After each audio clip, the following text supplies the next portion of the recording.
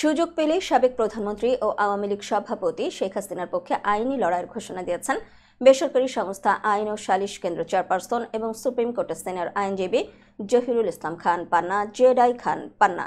বৃহস্পতিবার সুপ্রিম কোর্টে সাংবাদিকদের এই কথা বলেন তিনি। সিনিয়র আইনজীবী মনে করেন, সাবেক প্রধানমন্ত্রী রাজনৈতিক নিপীড়নের শিকার। সারা দেশে গণ মামলার সমালোচনাও করেন তিনি। ছাত্র জনতার আন্দোলনের মুখে গত 5 আগস্ট পতন হয় আওয়ামী লীগ সরকারের। পরে দেশ থেকে পালিয়ে যান শেখ হাসিনা।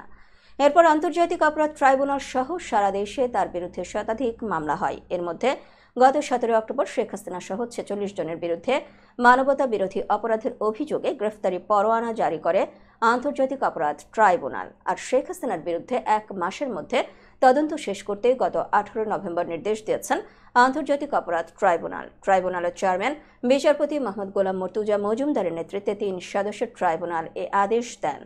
আগামী 17 ডিসেম্বরের মধ্যে তদন্তের অগ্রগতি প্রতিবেদন জমা দিতে বলা হয়েছে।